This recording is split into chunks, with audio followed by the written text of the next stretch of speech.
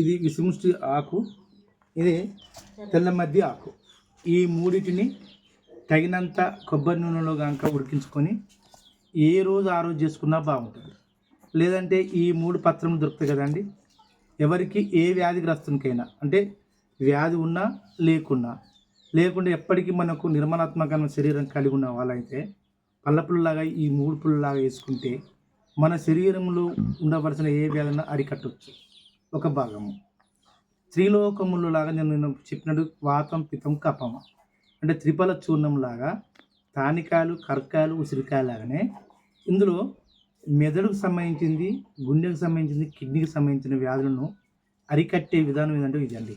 ఇది 100% వాస్తవం. ఇప్పుడు ఎక్కువ శాతము మూత్రబంధత వ్యాధితో చాలా బాధపడే వాళ్ళు ఎంతోమంది ఫోన్ కాల్ చేస్తున్నారు. వాళ్ళందరికీ మరొకసారి కృతజ్ఞత భావం తెలియజేస్తూ, ఎవరికైతే మూత్రబంధత వ్యాధిని బాధపడతారో లేదా పైల్స్తో ఎవరైతే బాధపడతారో వాళ్ళకు కూడా చెప్తున్న ఆయుర్వేద మూలారా వీటిని మామూలుగా ఈ 3 రకాల ఏది తెల్లమద్ది చెక్కను మరియు పులిసేరు ఒక విసుముష్టిని బాగా కచ్చపిచ్చ దంచి కొన్ని కొబ్బరి నీళ్ళల్లో, కొబ్బరి బొండ ఉంటుంది చూడు, కొన్ని కొబ్బరి బొండ నీళ్ళలో బాగా కొద్ది మాత్రం కషాయాలుగా చేసుకుని కనుక తాగితే టైల్స్ కానీ, మూత్రబంధత వ్యాధులు కానీ, కిడ్నీ స్టోన్స్ అన్ని కరిగిపోతుంది. 100% వాస్తవం.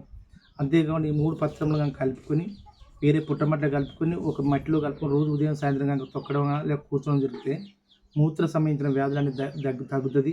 ప్రతి ఒక్కరూ చెప్తున్న ఆయిల్ పుల్లింగ్ ప్రవేశపెట్టండి. ఆయిల్ పుల్లింగ్తోనే మన వ్యాధులు దూరం అవుతుంది. ఈ జిగట ఉన్న పదార్థాలను దీపారాధన చేయడానికి ప్రయత్నం చేయండి. అన్ని వ్యాధులకు అరికట్టే అవకాశం ఉంటుందని ఏది విసుముష్టి ఆయిల్ పుల్లింగ్ను ఉపయోగించుకుని ఆశించుకుంటూ మీరు సెలవు తీసుకుంటూ జై హింద్.